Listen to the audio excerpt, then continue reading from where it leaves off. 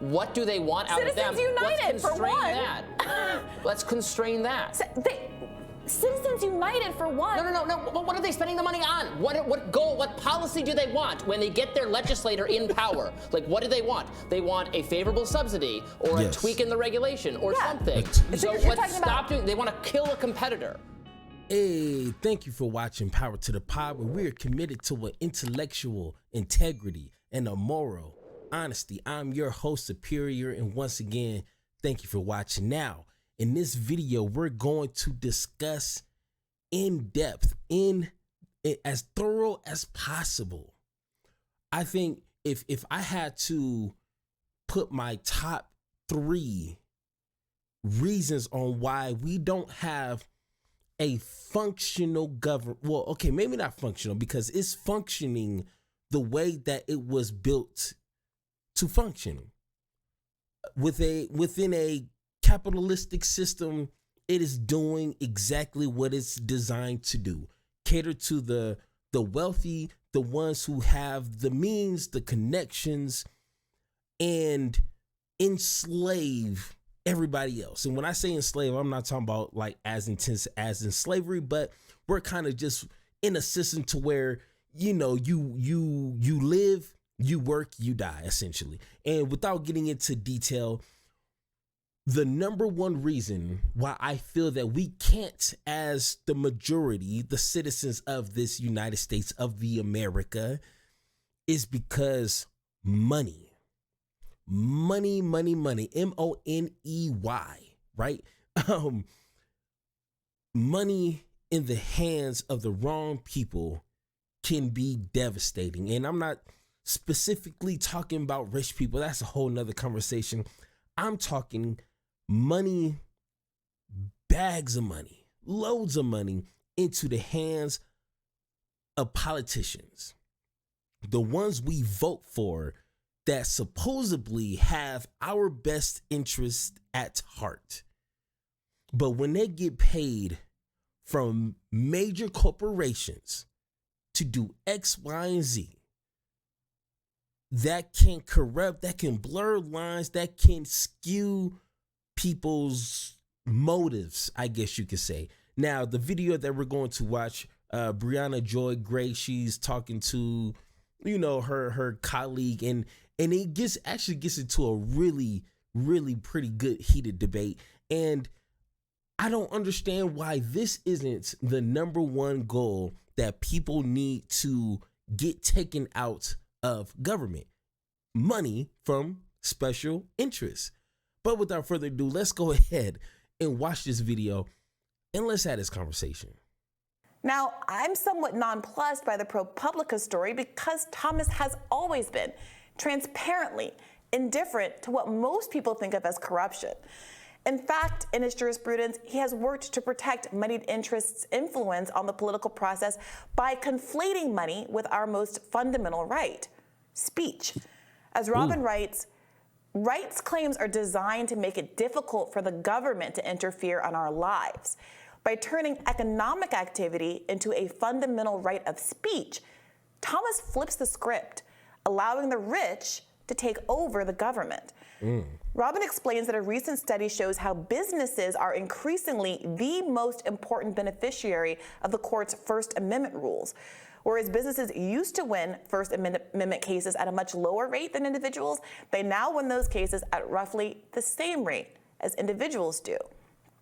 While liberals have been focused on voting rights and abortion cases, which are of course important, they have largely neglected to ring the alarm bell over the class war the elite conservative justices are waging against working America. Okay, so let me just step in just for a second. So she is right. Like, a lot of the Democrat, I guess, issue is, you know, we can't chew and walk gun, or we can't chew and walk at the same time. I can't speak and point at the same time, obviously. But I think that has to do a lot with some of the things that we're too busy trying to fight. And, you know, a later segment that I'm doing tonight is talking about that. You know, like, we're just so distracted from a lot of stupidity, which she's about to bring up. But it's like, while we're sitting here arguing about, trans students in sports, and it's like less than 1% of that happening, they're enriching themselves, and the courts is helping them do that. It is like, okay, now we're going to bring attention to it, and it's like already like a show, and it's like, where do we start from here? You know what I'm saying? So she's right on that. Of course, Clarence Thomas's defenders, who I mentioned earlier, the ones who downplay the ProPublica story, well, I want to just cut through the back and forth about Nazi memorabilia to talk about how corruption is undermining our democracy. It's clear with just a little investigation that their motives are very different and, well, potentially corrupt. As Andrew Perez reported at The Lever, the first defender I mentioned, Ilya Shapiro, happens to be a senior fellow at the conservative Manhattan Institute, where billionaire Crow's wife is on the board of trustees. What does Shapiro do at the Manhattan Institute? He leads an amicus brief program which lobbies the Supreme Court to rule in certain ways on certain issues. The second Thomas defender I mentioned at the top, Jonah Goldberg, is a senior fellow at another conservative think tank where, surprise, surprise, Crow sits on the board of trustees. One could argue they, to a more official degree than even Thomas, are literally on my payroll.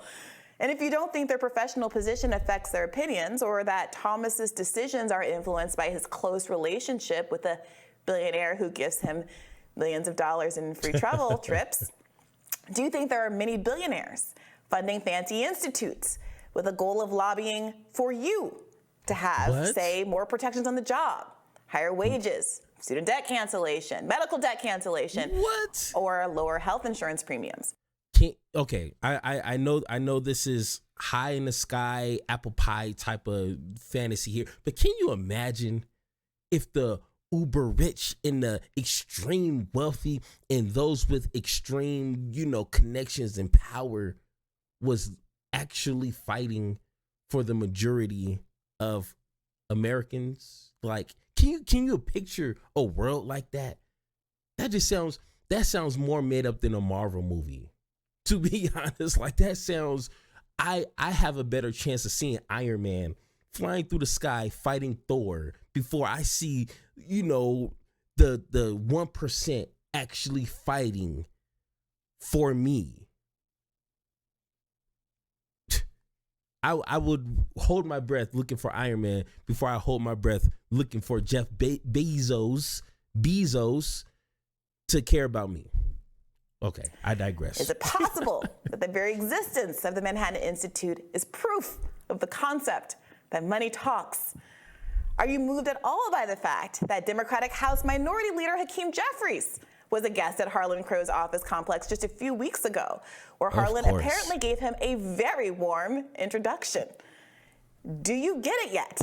That this is all one big bipartisan rich man's club? Pretty much. And you are not in it. What? Me? Little old me? So, Robbie, I think the story completely missed the point in the way that it's been handled and covered. What Justice Thomas did was not illegal. The violation at most was that he failed to disclose. Even if he disclosed, there was nothing actually keeping him from doing these things. It was all optics. Okay, it's bad optics, but what does it really mean about our system? Okay, so let me just interject before they really get into it. When I seen that story, up on my YouTube, up in my, notifications on my phone, I didn't even look at it. When I kind of, read the outline, it's like, why do I care? Why do I care what this guy owns and how rich, wealthy, powerful people do this all the time? I don't care. I'm not going to waste my time reading this. I honestly could tell you very briefly what happened, and that's going to be a little shoddy because I don't care. I'm too busy trying to figure out, how we can have sensible gun control. I don't care about a trip or some awards or whatever he's collecting of Hitler's. I don't care. You know what I'm saying? So, yeah, she's right. Well, But we didn't need this trip. We didn't need any of this to know that Justice Thomas is someone who's been very clear about wanting to conflate the idea of money and speech, and who has said that all money in politics is basically A-okay, as long as I didn't literally say, I'm giving you this money on the condition that you do X, Y, and Z thing, which we all know is not how the world works. Look, I frankly take a similar view. Money is on some level speech. Obviously, it is unfair that some people have more access to that than others. But like, no one would you complain? Like, the New York Times makes endorsement of candidates. It has newspapers that go out to millions of influential people. It can have sway over who is the nominee in the Democratic Party. I don't have a newspaper. I can't do that. Should there be some? Could there be some restriction to make the New York Times' ability to influence the dialogue the same as my own? Obviously, that would violate the First Amendment. This is kind of like that, is what the Supreme Court has said. No. That's not the same. How did he try to equate those two? I'm still trying to figure, and I'm pretty sure she's trying to figure, like, how did you get from newspaper endorsing, businesses endorsing, to actual money being exchanged? And of course, someone's not going to say, I'm giving this money to X, Y, and Z to do A, B, and C for me, guys. Like, no, if the NRA is clearly as transparent as possible, giving money to politicians, and they have a grading system, and all of these politicians that are receiving this money from the NRA with high rating systems are all saying we don't need gun control. If anything, we need to buy more guns. Come on. Like, can we try to connect the dots here? You know what I'm saying? I know that's a kid's game, but just print one off from the internet and just practice that game just real quick. And you can kind of see, you may not see that line connect from this dot to this dot, but you can easily just be like, oh, that's just too easy. That's just too easy of a connection. Someone endorsing someone, it just puts their credibility for that person. It's like co-signing. It's an endorse, obviously. But money will make somebody change their opinion. Money will make a black person say, there's no such thing as racism. Money will make you forget some things on purpose. Money is almost magic.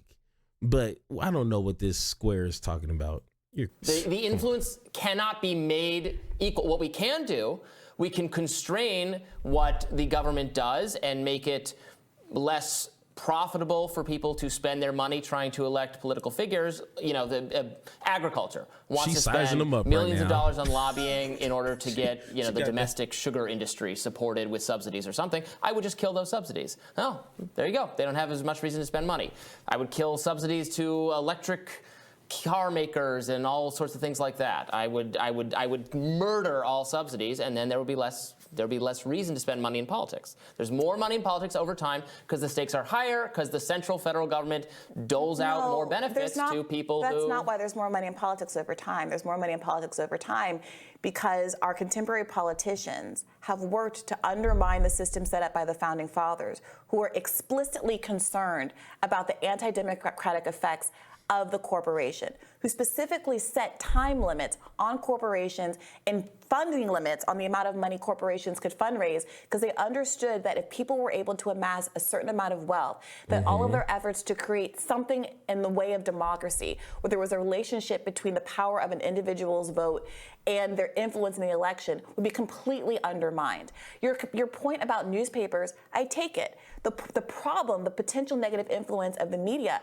is that it has been so aggregated under such a small, discrete number of owners who are themselves billionaires who have brought up these institutions for exactly that same reason, is a real problem with respect to influence peddling and the ability of us to have a genuinely free press whose ideas really do reflect the broader populace.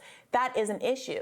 But that is a very different thing, I would argue, one that needs to be addressed, but a very different thing from intentionally undermining the limits on campaign contributions from individuals, which we all know have a direct relationship to individual candidates being able to be successful in the political arena. So if you truly believe that money is speech, this is the slippery slope that we're going down. Any labor protection that you might be interested in, which maybe you're not interested in, but most of the people watching who work jobs are interested in. Your ability to have some recourse when you're fired, your ability to get a living wage, your ability to actually unionize and use the leverage of your work, use the leverage of your workplace to actually push back against the moneyed interest of your employer. She said, if money is speech, then it is also true that I'm sorry, I lost my train of thought. Well, I didn't mean to interrupt you, but those groups spend tons of money on lobbying. Public employees unions are one of the major funding constituencies of the Democratic Party. Of course they do, and there are also limits on how much transparency with independent expenditures is what people want. They want to have limits on individual campaign donations. They just want there to be some visibility with who is actually controlling these kinds of elections.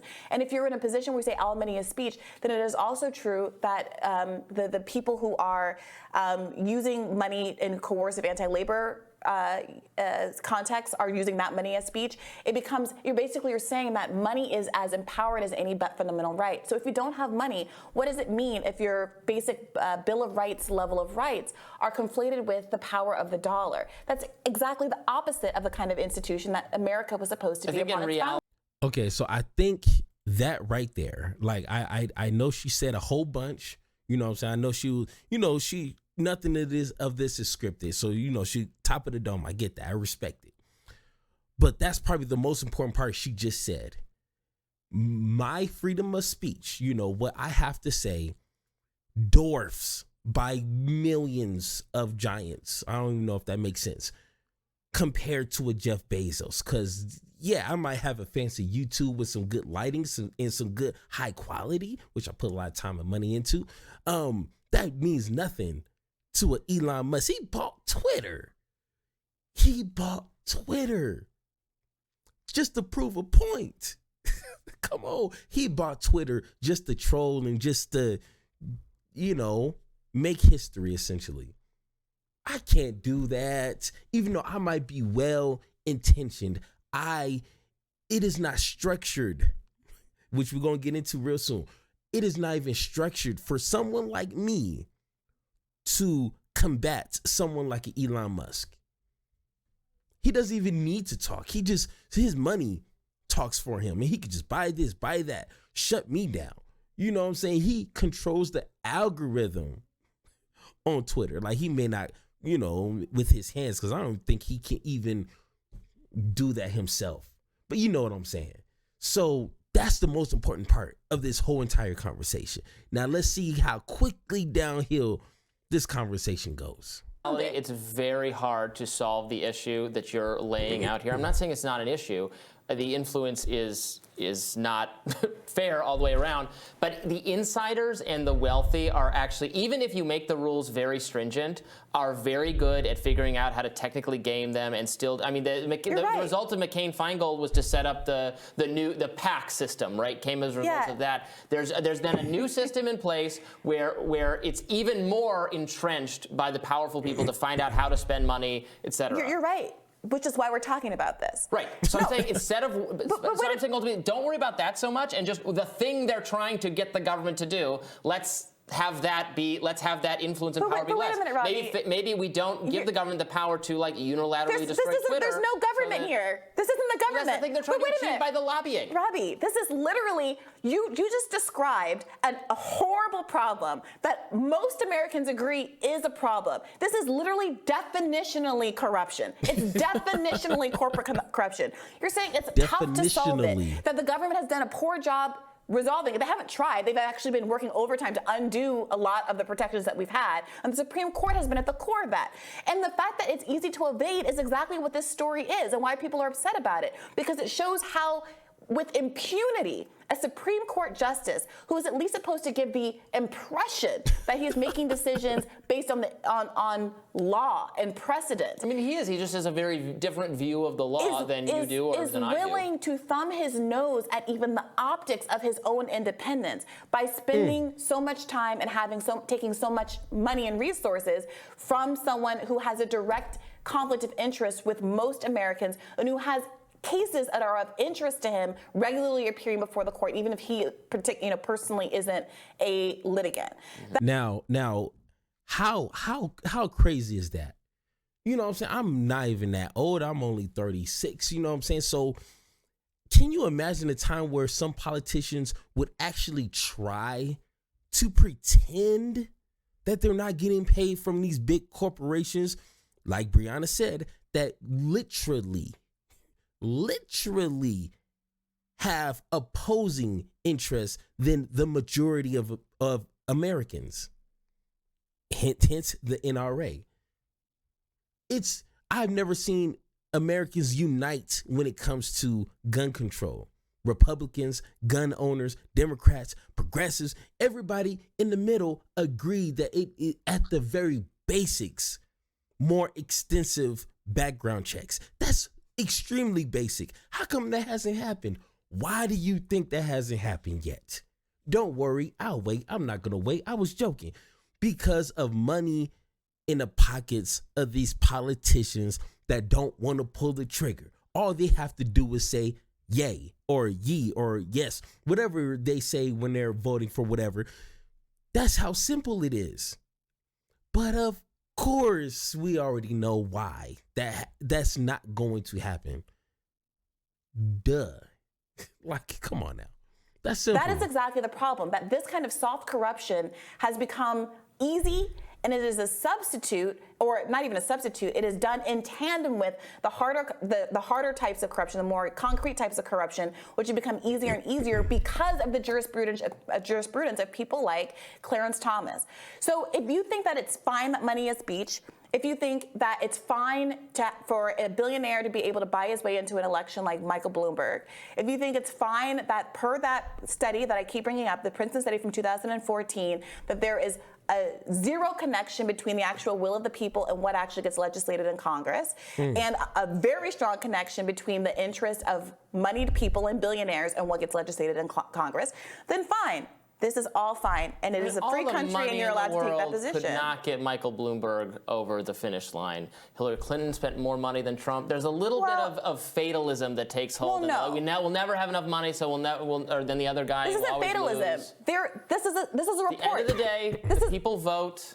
No, it's literally not true. So you can go to that Princeton study and say, oh, I dispute their methods here, there, and the other, but it is broadly accepted that we have an anti-democratic system, that we have a plutocracy. It's part of why so many people love Donald Trump, because he said he was going to go there and shake up the swamp and unroot all of the monsters who have been leeching off of our democracy from D.C. Now, I would argue that he absolutely did not do that. But you're going to sit here and say to millions of Americans who desperately want an end to corruption, whether it comes via Donald Trump or it comes via Bernie Sanders. What are they trying to achieve? What is the policy that they're trying to get by buying the political figures, or what do they want out of them? Citizens United, for one. Let's constrain that.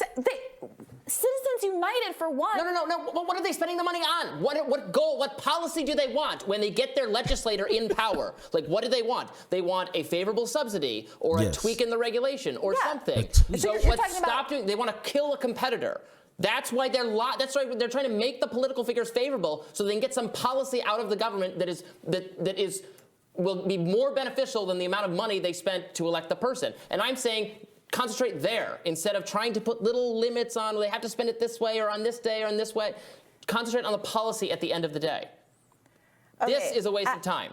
I think that most Americans don't think that campaign finance reform is a waste of time. I think the idea... I don't care how they feel. They're wrong. It is a total waste of time. All right, let's know what you think. Is campaign finance reform a waste of time? Fools to suggest otherwise, but let us know in the comments. More rising after this. Wow. Hold on. Let's go back. Let's go back here. All right, so... that was intense. All right, so let me go ahead and break this down like a fraction. All right. Robbie is his name. Okay, he is correct. Correct-ish. He knows where the issue is. He knows the dynamics and what these corporations want at the end of the day. And I don't think it's, just to kill the competition. Like, no, they just want to enrich themselves.